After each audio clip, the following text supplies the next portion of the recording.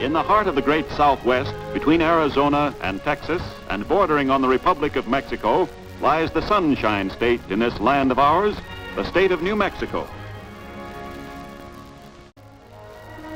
Rich in natural resources, New Mexico ranks high in the production of minerals and oil.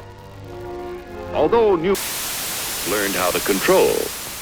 Thus, a reactor may be substituted in many industrial applications where heat is now provided by coal or petroleum.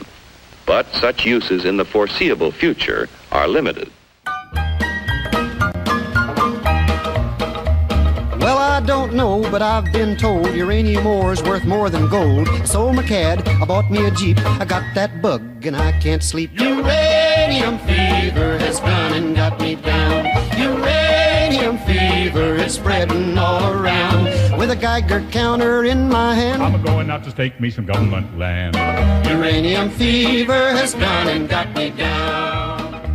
Well, I had a All talk right, with in the all OCC, seriousness, they brought out some this good is nuclear fission. one show.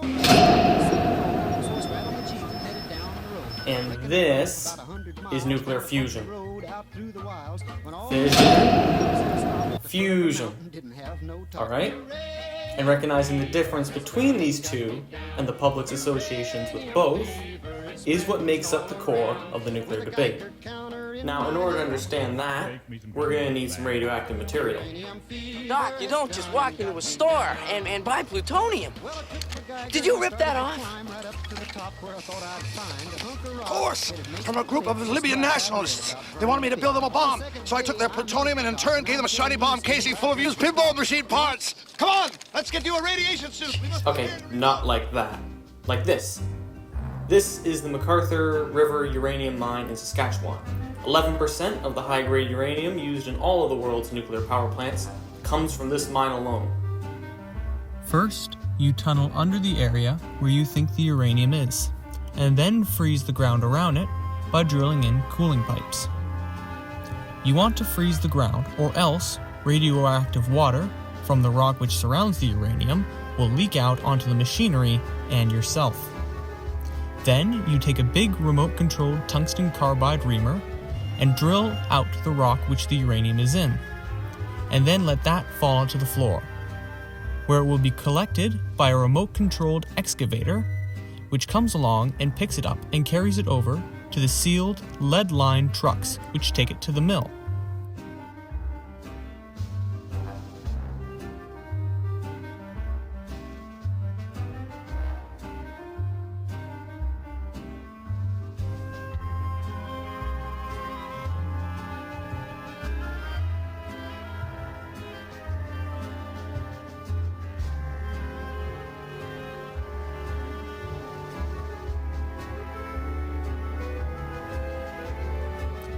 At the mill, the rocks are put into a chamber and pounded into a slurry. Acid then melts the uranium, leaving the rest of the rock. The uranium acid solution is then drained, roasted in a vat, separating the uranium. The remaining uranium takes the form of a black dust, and the acid is then reused. Finally, this black dust is converted into uranium dioxide and formed into pellets for uranium fuel rods.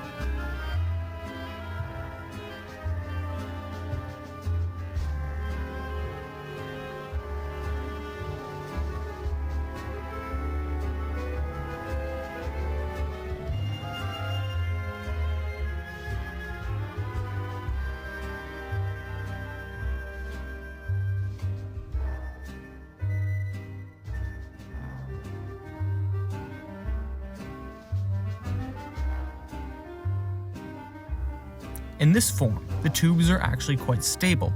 They only become dangerous after being put in the reactor. You can actually handle them like lead or steel. One bundle of these fuel rods, the size of a log in your fireplace, can power 100 homes for a year. It's at this point that it is taken to the nuclear power plant and placed in the reactor chamber with the other uranium fuel rods around it. Now, a nuclear power plant works much like a steam engine on a train. You have a source of heat that boils the water into steam. The steam then turns a turbine, The turbine powers the electric generator next to it and turns that motion into electricity. The difference, of course, being that the fuel that makes the heat is not coal, but uranium. Now, why does the uranium get hot when it's around other uranium fuel rods? This is the factor that makes uranium's atoms so special. As you probably know, atoms are the stuff that makes up stuff, with little magnetically charged objects called protons and neutrons attached to their centers. Uranium, as an atom, has an overabundance of these neutrons. Gold, for example, which is very dense and very heavy, has only 72 neutrons. Uranium has 92. This is far too many for the force of the atom to contain, so neutrons go shooting off of it as the atom tries to make itself more stable and more controllable. This is radioactivity, when the neutrons are shooting off the atom. Now back to the reactor. When you have a bunch of uranium atoms close together, the neutrons that go shooting off of them will crash into each other. And that little explosion that comes from that crash is what's heating the water around it, thus powering the steam engine. And that's fission. No, fission. Now, the reason why the uranium decays quicker as it gets hotter comes down to the laws of matter. Do you remember your elementary school lesson about states? You know, gases, liquids, solids, that sort of thing? When atoms are cold, they like to stick together. But when atoms are heated, they want to move away from each other. Hence, gases, liquids, solids, stuff like that. Now, uranium neutrons already want to head away from each other. And you can change the rate at which that happens by heating them up and cooling them down with water. Therefore, water is not only the thing that's creating the steam and the power in the plant, but it's also its coolant, like the coolant in a car engine. As an added bonus, the water absorbs the radioactivity. That creates a shield protecting the staff of the nuclear power plant from the uranium's radiation. But where does all that radioactivity go? Does it just go out the funnel with the rest of the water as steam? Well, to prevent the radiation from the water going out into the atmosphere and then into the rain, when the water leaves as steam, it is filtered before it exits the plant's funnel, going back up into the clouds as pure, clean H2O. In fact, the water you're drinking right now has inevitably at one point been through a nuclear power plant.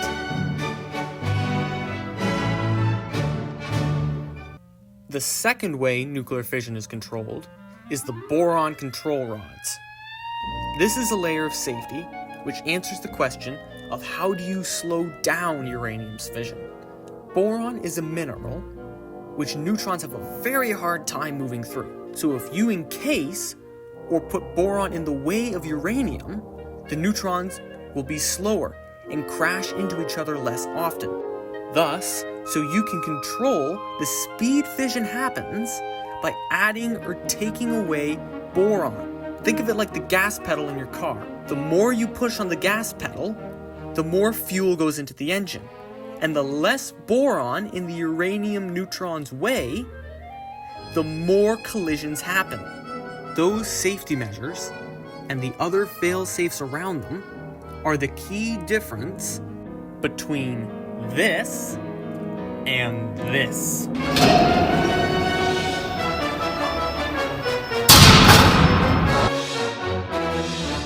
Now, as far as most people are concerned, that's a neat science experiment. And sure, it can do the job of coal, but why should it? And that's the nuclear debate. On a technical level, nuclear beats gas, coal, and other fossil fuels 5-1. A nuclear power plant makes 8 billion kilowatt hours a year to coal's 3.5. The only thing a nuclear funnel emits is water, while coal stacks release smog, CO2, carbon monoxide, nitrogen oxide, sulfur oxide. Mining uranium is safer. 30 people died extracting coal and oil in the US in 2021. no one died extracting uranium in 2021, or pretty much any year in the last 20 years for that matter. We don't have to poison water supplies with fracking or subject thousands of miners and ordinary people to coal dust. And unlike fossil fuels, uranium and other radioactive elements are not finite. We can make more of them in a lab, though at greater cost than mining, but you can make more. However, cost is the one place where fossil fuels, and especially oil, have nuclear beat. It costs $12.48 Canadian cents per kilowatt hour to nuclear's $15.61 Canadian cents. However, coal usually costs about the same or $2 more than nuclear. Unfortunately, it looks like extracting any of these resources tends to give miners lung cancer in one way or another. In the arena of public opinion, on the other hand, coal has been pummeling nuclear ever since Hiroshima. How about a little of this? Ever since its inception, nuclear power has been living under the mushroom cloud-shaped shadow of its big brother. As objects, coal to the average person means warmth, a fireplace on Christmas, a barbecue in the summer. Uranium, on the other hand, well... I mean, the story of Santa Claus would be a whole lot different if he was dropping lumps of live uranium into naughty children's stockings.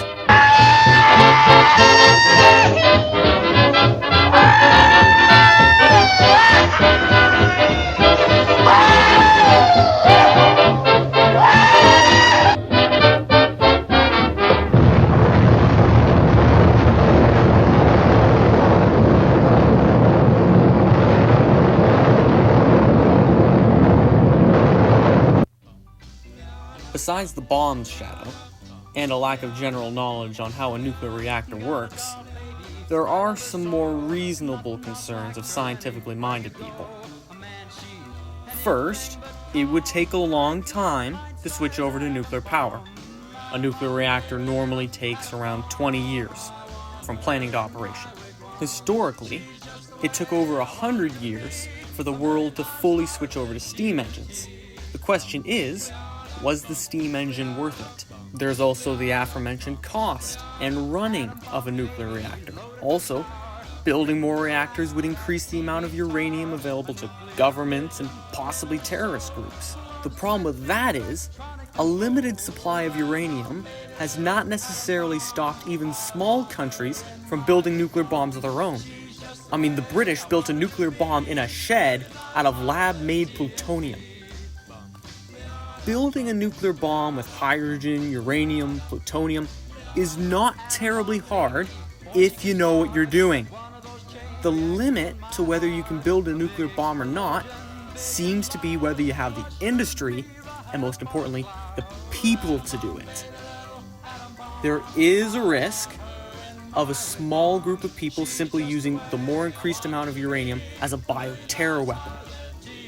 And this depends on how secure countries and world nuclear organizations can make the world's supplies of uranium. I think it's here we have to talk about the elephant's foot in the room.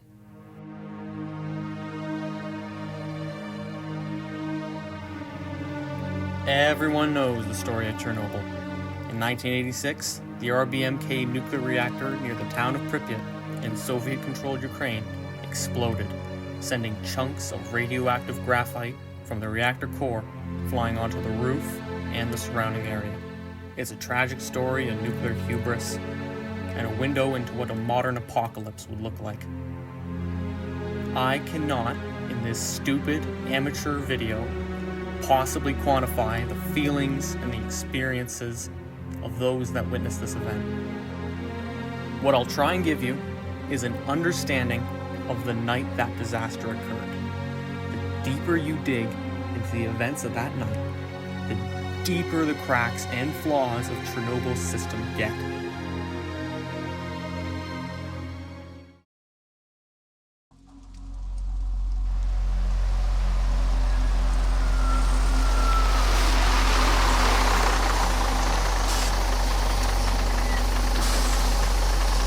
It's a warm, rainy night, and the plant chief engineer, Anatoly Dyatlov, and the engineers, Alexander Akimov and Leonard Taptonov, have just arrived at the Chernobyl nuclear power plant for the midnight shift. This is Dyatlov's account of that night. It is important to note that though his account is mostly accurate, some of his descriptions, especially of his actions, contradict those of everyone else present.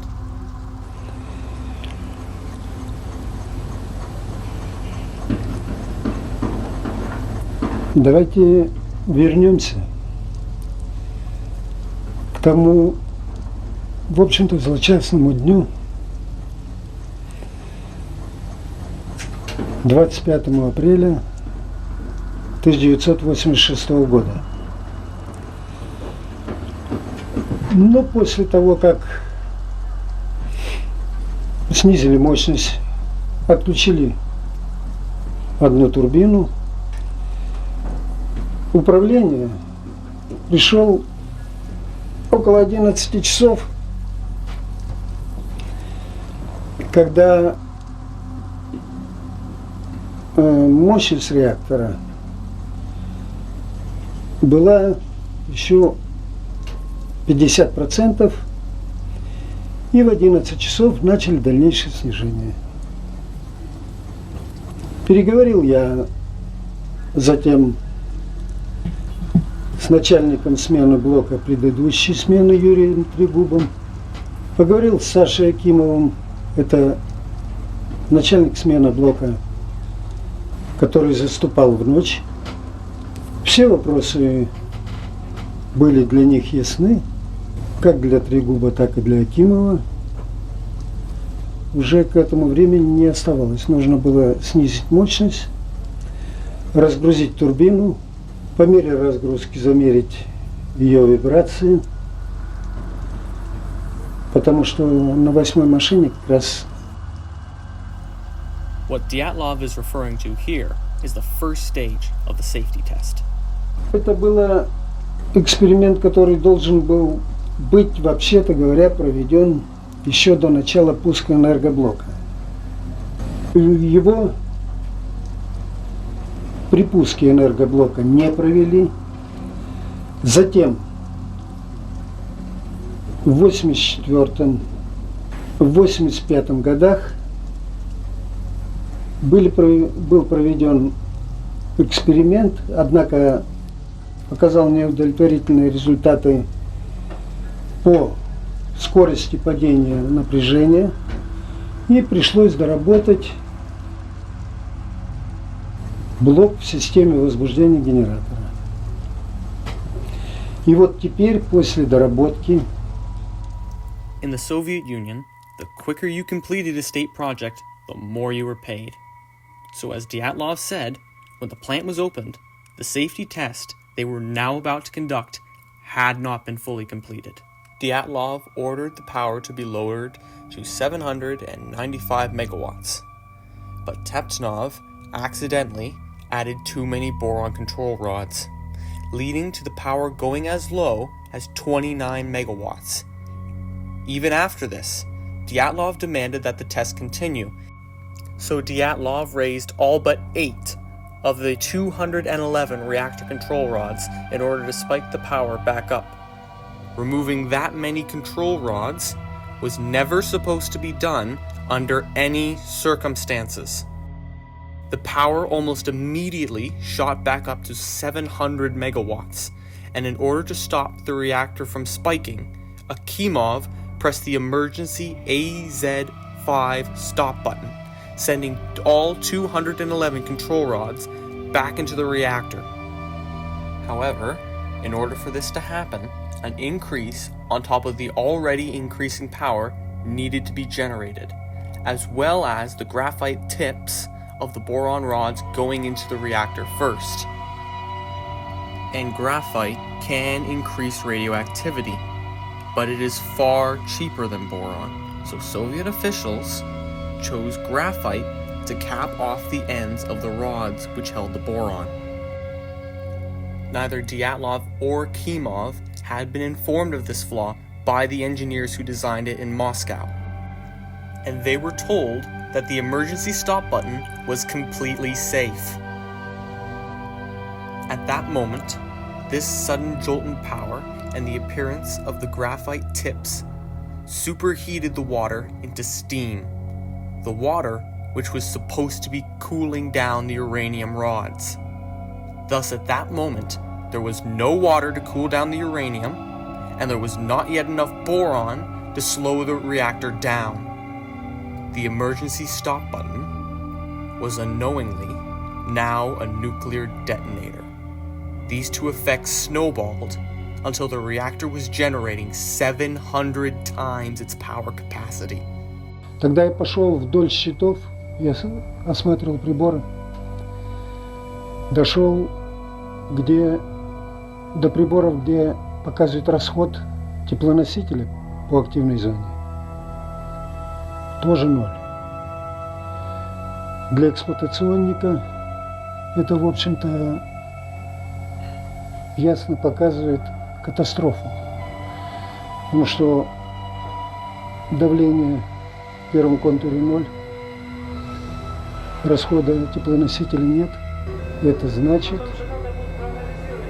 тепловыделяющие элементы, то есть топливные кассеты, не охлаждаются. И через короткое время они расплавятся. Это полный крах.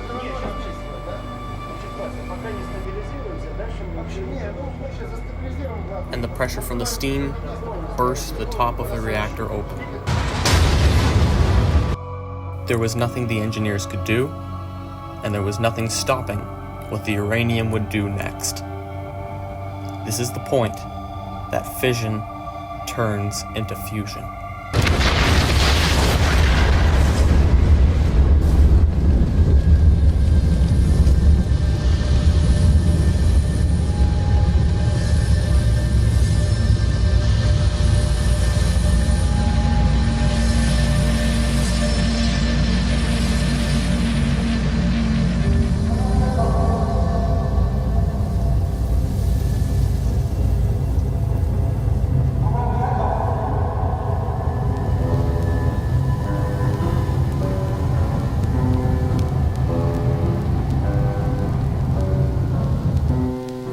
Темная ночь, только пули свистят по степи, только ветер гудит в проводах, тускло звезды мерцают. The following day, it was announced to the Communist Party in Moscow that there had merely been a fire, and the town of Pripyat was told nothing. Family trips, schools, and even a wedding went ahead like nothing was happening. One man even took the opportunity to sunbathe on the top of his roof. This was made even worse when Soviet dosimeters and Geiger counters were either incapable of measuring the amount of gamma rays being put out or broke immediately upon being turned on. The radiation level was twice that of Hiroshima. That night, Soviet leadership and communist planning failed, and the shoddily built reactor did exactly what it was told to do. Верю в тебя, дорогую подругу мою, эта вера от пули меня темной ночью хранила. Радостно мне, я спокоен в смертельном бою, знаю, встретишь с любовью меня, чтоб со мной не случилось. Смерть не страшна, с ней встречались не раз мы в степи. Вот и теперь надо мною она кружится. Ты меня ждешь и у детской кроватки не спишь, и поэтому знаю, со мной ничего не случится.